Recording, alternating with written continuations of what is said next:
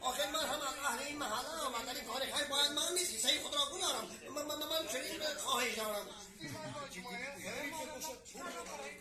من اول چیکار کردم من این را پیدا نیستم سلامی اقلا 1000 لیره اون را آورده و جای خود بود 1000 لیره را آورده بیمان بگیم چقدر مهربانم چقدر غمخوارم چقدر متنفرت دارم من چقدر پول دارم اما محله خوب است نه خدا مثل که در فیلم هاست محله دلکش و نادرین اگر به اینجا شبنمی سرایا و یا که تشریف خرید برای آدمان کچیده آیم دوران علالون میشم این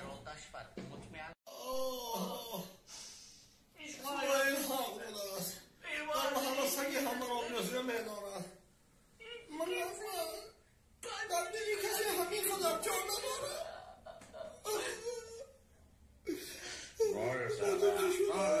Keyiş kadam. Yapmadı be ya. Sen vay neyse. Otur dediğin bakayım. Sen davur neyse.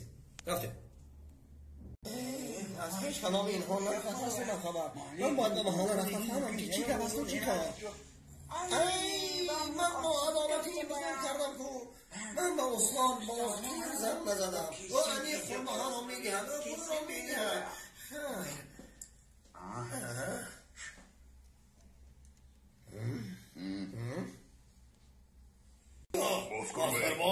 من سردار منافع هستم که جمعه را بوزیده است فورا به من پول را فرستید فورا اگر نه جمعه را میکشید Cuma yerine İsmail'i öldürün size 10.000 lira fazla vereyim.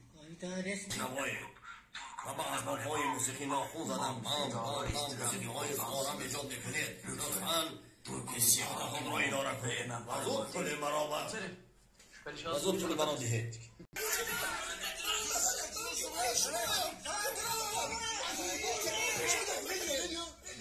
Vurun dedi.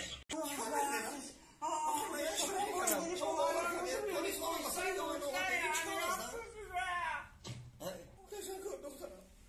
شما چیکار در یک لحظه خود را باید دادم شیری از مادرم خوردم را از بینی هم برآورده خدا قسم گفتم که ایستید این منم ولی به ایستاده وقتی اسماعیل گفت که تو را دوست نمیدارم من خواستم بسنجم که آیا شما در حقیقت واقعا من را دوست نمیداره Kardeşim biz seni niye seviyoruz? Tabii ki seviyoruz ya. Ya tabii. دوست نمیدارن بعد ها